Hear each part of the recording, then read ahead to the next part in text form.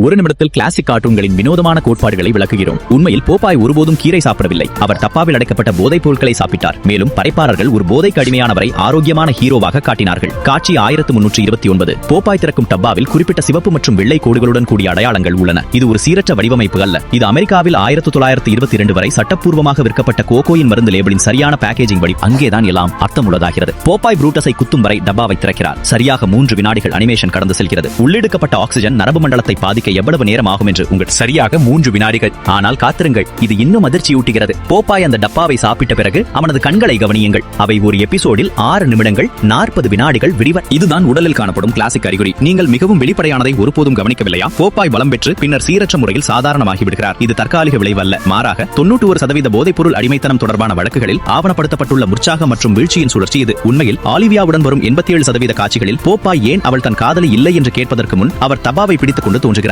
அவள் ஒரு சப்ளையர். போதைக்கு அடிமையானவரின் தேவையை எதிர்பார்த்து செயல்படுகிறார். மேலும் உருவாக்கியவர்கள் குடும்ப சராசரியாக மறைத்த ப்ரூட்டஸ் ஒரு வில்லன் இல்ல. அவர் டப்பாக்களை அடிக்க முயற்சிக்கிறான். அசல் 108 அத்தியாயங்களில் 94 ஆலிவ் எப்போதும் டப்பாக்களை பாதுகாக்கிறாள். ப்ரூட்டஸ் விநியோகத்தை துண்டிக்க முயற்சிக்கிறான். இந்த தொடர் முழுவதும் ஒரு போதைக்கு அடிமையானவனை காப்பாற்ற ஒரு நண்பன் தீவிரமாக முயற்சிக்கும் போது போதைப்பொருள் விற்பனையாளன் அந்த முயற்சியை சீர்குலைப்பதை பற்றியது. கீரை ஒருபோதும் ஆரோக்கியமான உணவு அல்ல. அவன் 34 வயது மாலுமி எல்லோரும் கொண்டாடிய அதிகப்படியான போதைக்கு ஆளானான்.